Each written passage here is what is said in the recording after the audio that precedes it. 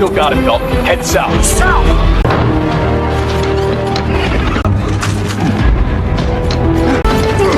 Left again. Move, move!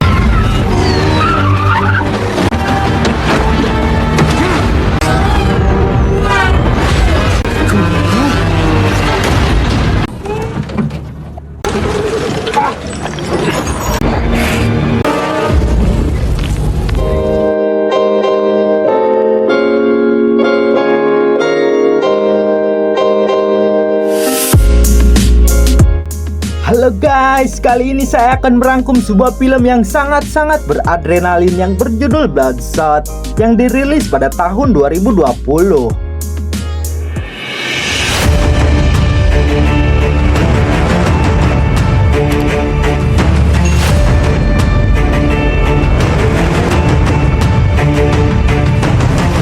Thanks for the advice.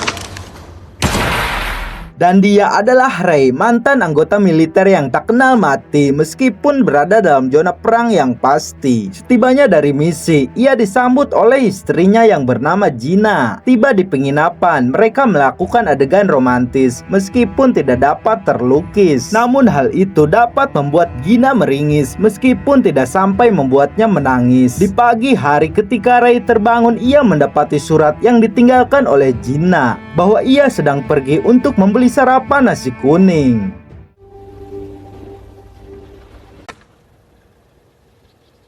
Dan ketika Ray sedang berkaca, ia merasakan ada orang lain yang memasuki kamarnya tersebut.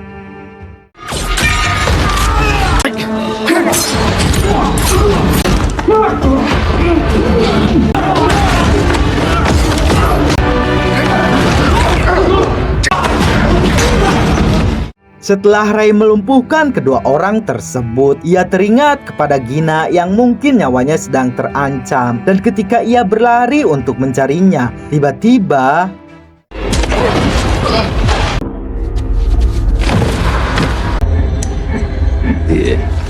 sungguh malang nasib Ray ketika ia tersadar sudah berada di tempat yang penuh dengan daging. Meskipun hal itu membuat Ray sedikit merinding, namun yang pasti ia tidak takut dengan tampang mereka yang terlihat seperti bujur munding. Kemudian datang seorang lelaki bernama Martin, orang yang paling pengecut untuk sekelas pemimpin penjahat dalam cerita tersebut. Ia menanyakan informasi tentang penyanderaan mereka yang telah bocor dan korbannya orang yang telah Ray selamatkan. Karena Ray yang tidak mau memberitai informasi tersebut, akhirnya Martin menggunakan istrinya Ray sebagai motivasi supaya Ray mau memberitahukan tentang penyanderaan di Mombasa. Look who it is. Nothing to do with this. Ray yang memang tidak tahu tentang informasi tersebut, ia berulang kali mengatakan hal tersebut hingga akhirnya Ray tidak bisa mengubah apapun untuk menyelamatkan istrinya. Ray yang tidak terima melihat kematian istrinya, ia bertekad untuk membalaskan apa yang telah si Martin lakukan tersebut. Namun tidak jauh berbeda dengan Gina, akhirnya Ray ditembak oleh si Martin tersebut. You don't even exist anymore. No, you're nothing. I swear I will find you. Because you won't have a second chance. You should kill me now. I promise you. Thanks for the advice.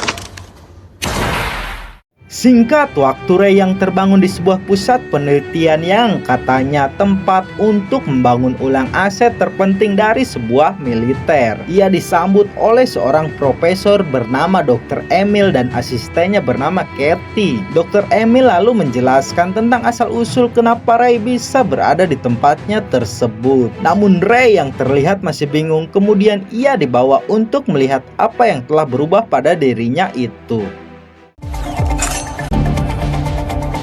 What the hell, Doc?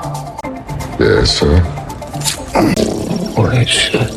Alasan kenapa Ray berada di sana adalah karena pemerintah memberikan jasadnya itu ke tempat laboratorium Dr. Emil berada. Karena menurut cenah yang ada, tidak ada satupun orang yang mengklaim jasad dari Ray tersebut, termasuk keluarganya. Dr. Emil kemudian memanfaatkan hal itu untuk bereksperimen dengan menambahkan sebuah nanorobot yang sekarang sudah disuntikan ke semua sel-sel milik dari Ray. Dan selain memberikan kekuatan di atas rata-rata, Ray juga dapat dengan cepat memulihkan diri akibat dari cedera yang dialami. We call them nanites. Biomechanical constructs. Kemudian Ray diperkenalkan dengan beberapa orang yang telah berada lebih dulu ada di sana. Ada Jimmy, seorang mantan napi SEAL yang kakinya terkena sebuah ledakan. Ada Tipsy, penembak jitu yang matanya terkena ledakan nuklir. Lalu ada Katie sendiri, mantan perenang tim penyelamat di kemiliteran dahulu. Namun mereka semua berbeda kasus dengan Ray, yang pada dasarnya di tubuh mereka tidak dipasangkan sel nanorobot, tapi mereka hanya diberikan beberapa alat super yang untuk menunjang aktivitas fisik mereka yang telah hilang. Gibbs here graduated from Fort Benning. We've since remedied that with ocular prosthetics. Became one of the Army's most successful marksmen.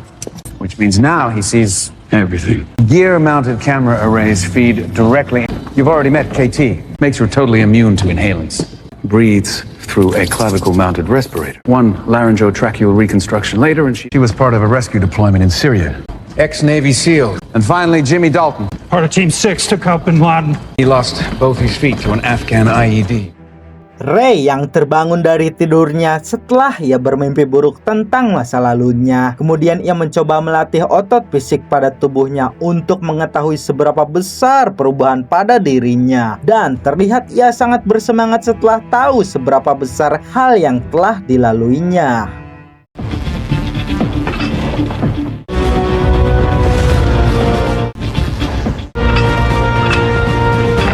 Kemudian Ray yang ditemani oleh Kate, dan Kate mengajak Ray untuk minum jamu supaya badannya tidak terasa pegal-pegal. Namun apa yang terjadi ketika Ray teringat apa yang telah ia lalui di masa lalu, mengingat wajah pembunuh istrinya Gina. Dan sesaat ia tersadar akan semua hal, lalu ia bergegas meninggalkan tempat fasilitas tersebut untuk pergi mencari Martin, meskipun Dr. Emil sudah memintanya untuk kembali. Where are you going? Where are you going? Can you hear me? Is the channel open? I need you to come back here right now. Tidak menunggu waktu lama, Ray mengetahui tentang keberadaan si Martin itu. Dan ia dapat dengan mudah mengetahui semua itu karena nanorobot yang berada di dalam sel-sel tubuhnya terhubung langsung dan memiliki akses ke semua jaringan internet di muka bumi ini. Wait. These nanites are scanning the global search platform. Use my tech and scrape the criminal database. Dan ketika konvoi mobil orang yang Ray cari alias Martin X berada di dalam terowongan, tiba-tiba datang sebuah mobil truk besar menghantam konvoi mobil tersebut. Dan di saat itulah Ray beraksi membantai semua orang yang ada di sana. Tidak hanya kekuatan fisik, namun refleks yang dapat ia lakukan sangat berbahaya bagi orang yang ingin melawan si Ray tersebut. Meskipun banyak peluru yang mengenai tubuhnya, namun para nanorobot akan segera menyembuhkan luka-luka itu. Dan Ray akhirnya dapat berhasil melumpuhkan mereka semua hingga apa yang ia cita-citakan selama ini, yaitu membalaskan dendamnya terhadap si Martin X tersebut, telah berhasil.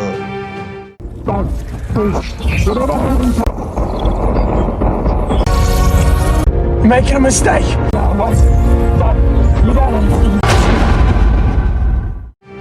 Setibanya Ray di tempat Dr. Emil, bahwa kita akan sangat dibuat terkejut dengan fakta jikalau ternyata selama ini Dr. Emil sengaja memanipulasi ingatan milik Ray sehingga ia berkali-kali mendapat ingatan yang sama, namun dengan target atau orang yang terlihat membunuh istrinya dalam ingatannya itu selalu berbeda.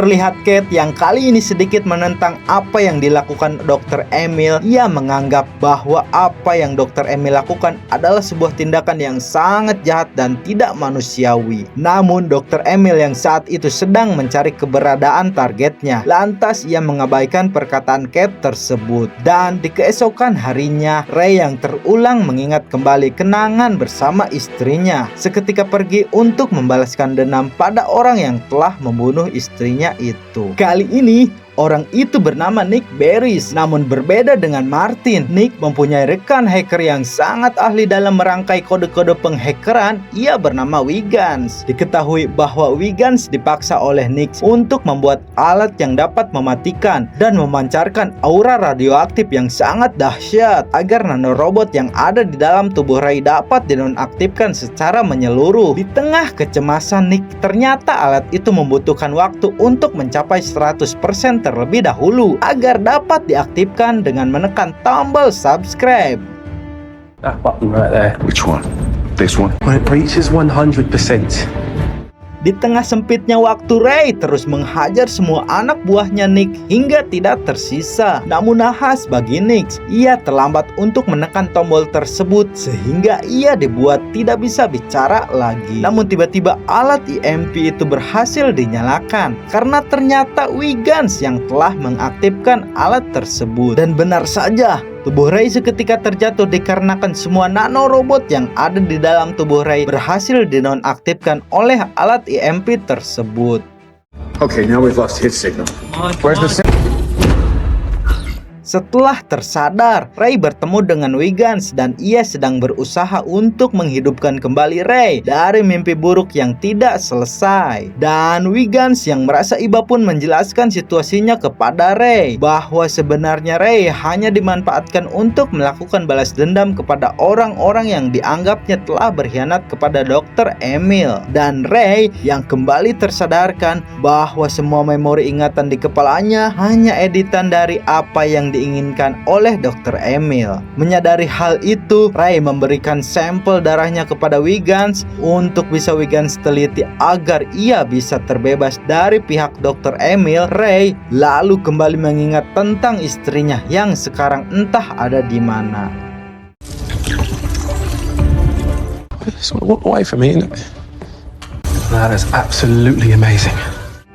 Kemudian Ray meminjam mobil beserta handphone milik Wiggins untuk mencari keberadaannya Gina. Setelah Ray bertemu dengan Gina, Ray sangat-sangat dibuat tidak karuan dengan semua yang telah terjadi. Meskipun Ray mendapati fakta bahwa ia dan Gina selama 5 tahun telah berpisah, namun yang ada di dalam ingatan Ray justru seperti baru kemarin ia dan Gina melakukan hal yang cukup mendesak. Tapi sekarang ia dibuat resah dengan semua fakta yang telah terasah. It's been a long time. When was the last time you saw me? 5 years ago. Dan ketika Ray akan kembali, ia dikagetkan dengan kemunculan Tibbs dan Jimmy yang memang ditugaskan Dr. Emil untuk membawanya kembali pulang. Meskipun diawali dengan aksi kejar-kejaran, namun pada akhirnya Ray dapat dilumpuhkan juga akibat kelengahan dia saat bertarung melawan Tibbs.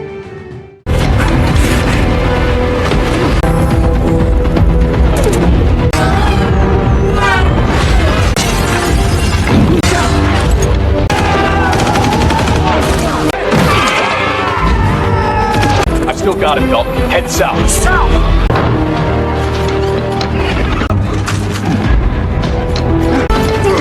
Left again. Move, move.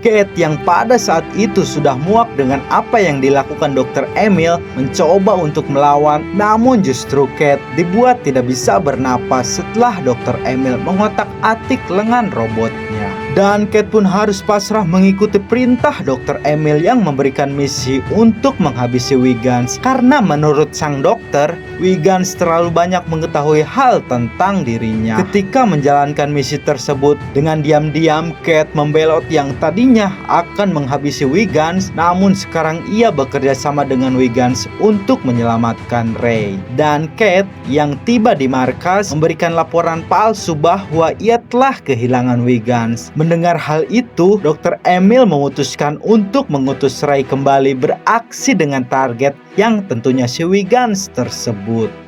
Wiggins got away. Rebuild the target package for Wiggins. Kemudian Kate bergegas menuju ruangan lain untuk memasangkan sebuah flash disk agar Wiggins dapat dengan mudah mengakses semua jaringan dan mengambil alih kontrol atas apa yang ada di dalam diri Ray. Namun di sisi lain, Dr. Emil yang memburu Kate dan mencoba untuk mematikan alat pernapasan buatan milik Kate. Dan di saat itulah Dr. Emil mendapatkan karma atas apa yang ia lakukan pada Kate. Goodbye, KT. Sementara itu Ray yang kembali terbangun dan diburu oleh Tibbs dan Jimmy yang memang ditugaskan untuk menangkapnya. Dan di tempat lain, Kate mencoba untuk meledakkan tempat penyimpanan semua data yang ada di dalam ruangan utama Dr. Emil.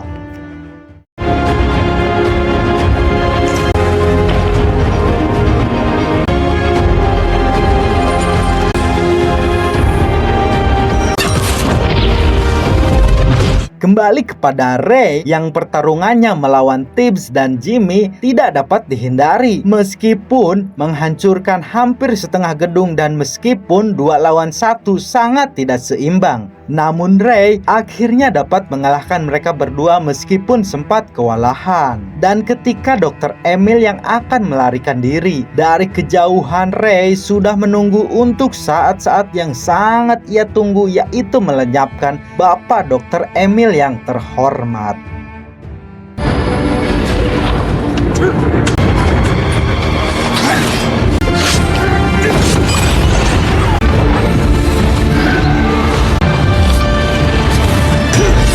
Hang on, Tibbs!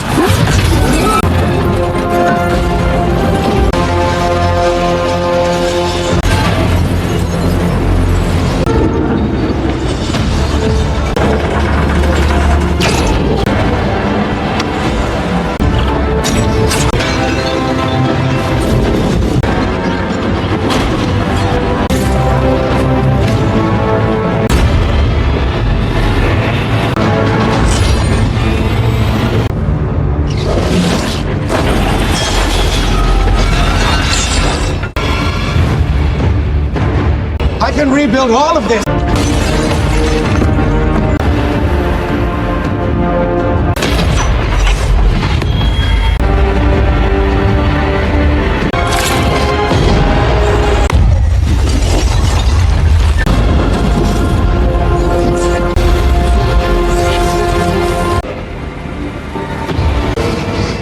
And that's enough.